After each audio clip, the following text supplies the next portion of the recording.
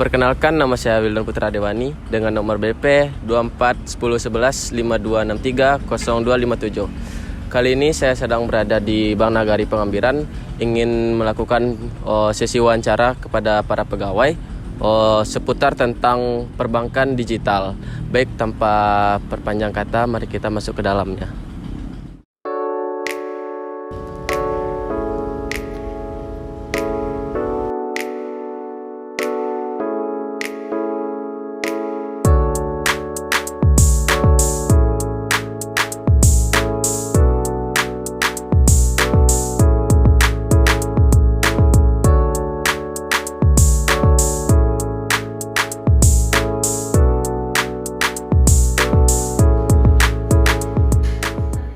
Assalamualaikum warahmatullahi wabarakatuh, Pak. Waalaikumsalam warahmatullahi wabarakatuh. Sebelumnya izinkan saya memperkenalkan diri saya, Pak. Nama saya Wildan Putra Dewani dengan nomor BP 24101152630257. Saya berasal dari Universitas Putra Indonesia YPTK Padang, Pak. Tujuan saya ke sini ialah untuk melakukan wawancara terkait dengan digital perbankan untuk menyelesaikan tugas PTI dari Pak Billy Hendrik. Mungkin tanpa banyak perkenalan, saya langsung saja ke pertanyaan saya pertama ya, Pak. Untuk yang pertama, apa itu perbankan digital dan bagaimana cara kerjanya? Oke. Untuk layanan perbankan digital itu sendiri adalah layanan perbankan yang dapat diakses melalui teknologi. Salah satu contohnya di mana layanan perbankan itu dapat diakses melalui smartphone dengan menggunakan akses internet. Nah, itu adalah salah satu contoh dari layanan perbankan digital itu sendiri. Dan untuk cara kerjanya adalah ya kita harus menggunakan handphone atau smartphone untuk mengakses layanan perbankan seperti transfer, pembayaran uang kuliah itu melalui smartphone itu sendiri. Oke, baik. Yang selanjutnya, apa perbedaan antara internet banking dan mobile banking? Nah, kalau untuk internet banking adalah layanan perbankan digital yang diakses melalui web browser. Nah, web browser itu kan bisa diakses melalui handphone dan bisa diakses melalui laptop atau komputer. Nah, kalau untuk mobile banking itu layanan perbankan yang hanya bisa diakses melalui melalui perangkat mobile seperti handphone. Itu sih perbedaan yang mendasar dari kedua layanan tersebut. Oke, Pak. Selanjutnya itu bagaimana teknologi blockchain digunakan dalam perbankan? Nah, kalau teknologi blockchain digunakan dalam perbankan mungkin masih belum banyak ya bank yang menggunakan teknologi blockchain, terutama di Bank Nagari masih belum. Tapi tujuan dari teknologi blockchain itu sendiri adalah untuk melakukan transaksi digital di mana transaksi tersebut dapat memproses transaksi secara internasional, terus dapat mengurangi risiko penipuan.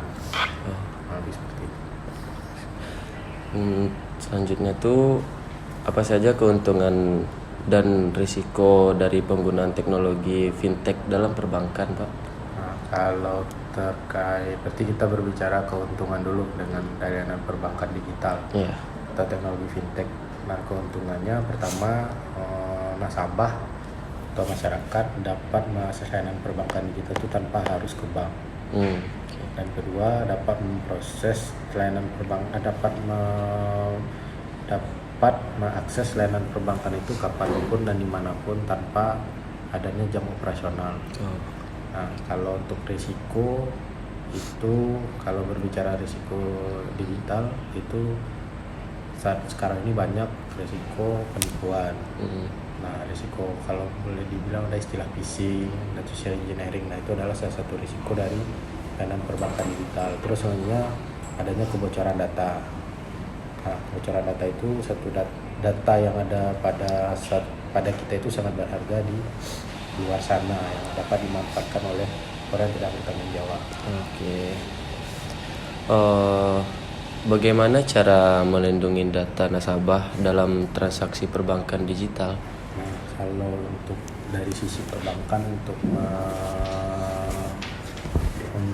melindungi data nasabah, pertama setiap transaksi atau setiap akses dalam perbankan digital itu semua data yang dikirim melalui jaringan itu harus menggunakan enkripsi sehingga tidak dapat dibaca oleh mata telanjang. Dan kedua, itu dari sisi jaringan. Nah, dari sisi aplikasi pun kita juga menerapkan enkripsi. Contohnya ada penggunaan protokol HTTPS, di mana itu protokol yang akan untuk enkripsi data. Nah, selanjutnya adanya kita diwajibkan pada saat ini untuk melindungi data pribadi.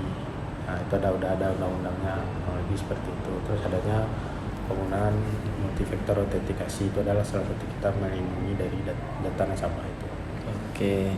Pertanyaan saya selanjutnya, Pak, apa itu e-wallet dan bagaimana cara kerjanya, Pak? Nah, kalau wallet kan semacam dompet. Nah, kalau itu kan elektronik, berarti dompet elektronik atau dibilang dompet digital. Nah, dompet digital itu bisa kita gunakan pada saat ini untuk melakukan pembayaran. Contoh, kita saat ini mengenal adanya GoPay dan Dana gitu kan, dalam platform. Nah, itu salah satu contoh dari e-wallet. Jadi untuk melakukan pembayaran di kafe atau belanja online itu bisa melalui e-wallet dengan cara melakukan scan QR atau melakukan transfer ke akun e-wallet lainnya dengan menggunakan nomor virtual, nomor handphone gitu kan. Lebih praktis ya, lebih Pak. praktis. Selanjutnya itu, Pak, bagaimana teknologi AI dan machine learning diterapkan dalam perbankan, Pak? Nah, kalau AI dan machine learning diterapkan di dalam perbankan ini sangat berguna. Salah satu contoh yang kita terapkan adalah untuk mendeteksi penipuan atau mempelajari pola transaksi yang mencurigakan. Nah, itu sudah bisa kita deteksi dengan nama sistemnya adalah fraud detection system. Jadi kurang lebih mereka sistem itu berjalan mempelajari pola transaksi dari seorang nasabah. Jika pola transaksi sebelumnya tidak sesuai atau tidak sama atau berbeda jauh dengan pola transaksi biasanya, itu sudah dianggap kategori fraud oleh si AI itu. Nah, selanjutnya adanya pembacaan validasi terhadap wajah melalui aktivasi pembukaan rekening online atau mobile banking. Nah, itu adalah salah satu bentuk dari teknologi AI yang kita gunakan di perbankan. Terus adanya layanan chatbot. Nah, itu adalah salah satu dari teknologi dari AI yang digunakan di perbankan saat ini. Yang selanjutnya, Pak, apa saja inovasi terbaru dalam teknologi perbankan? Nah, inovasi terbaru dalam teknologi perbankan adalah salah satunya yang paling banyak sekarang itu digunakan adalah nasabah tidak harus ke bank dalam melakukan pembukaan rekening, di mana mereka hanya cukup melalui handphone, smartphone saja mereka sudah bisa melakukan transaksi digital mereka dan sudah punya rekening pada suatu bank. Selanjutnya, bagaimana transformasi digital mempengaruhi layanan perbankan tradisional, Pak? Nah, transformasi digital ini sangat mempengaruhi layanan perbankan tradisional, di mana akan berkurangnya nantinya penggunaan ATM, di mana kedepannya orang untuk bertransaksi nggak harus narik uang dulu ke mesin ATM. Terus kantor-kantor perbankan itu akan sangat sulit untuk dikunjungi oleh nasabah dan tidak akan ramai dikunjungi oleh nasabah. Jadi kalau memang orang ke kantor bank itu ya khusus ketika ada keluhan atau ada kendala. Tapi biasanya kalau keluhan kendala pun udah dibantu dengan adanya call center. Call center ya. Jadi lebih praktis dan simpel gitu ya, Pak.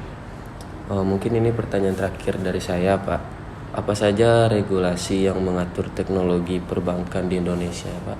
Nah, kalau regulasi yang mengatur teknologi perbankan Indonesia. Yang pertama adanya undang-undang dari pemerintah. Itu pertama. Nah, undang-undang pemerintah saat ini yang berjalan itu adalah undang-undang tentang perlindungan data pribadi. Nah, itu salah satu regulasi yang mengatur perbankan Indonesia. Dan selanjutnya adanya peraturan Bank Indonesia. Baik Pak, terima kasih udah ngeluangin waktunya untuk bersedia untuk saya wawancarai.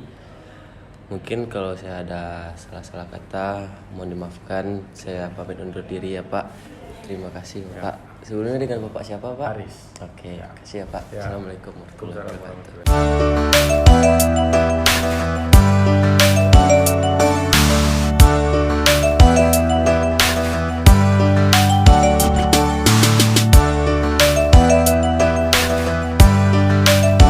Demikianlah rangkaian wawancara saya tadi yang membahas tentang perbankan digital di Bank Nagari ini.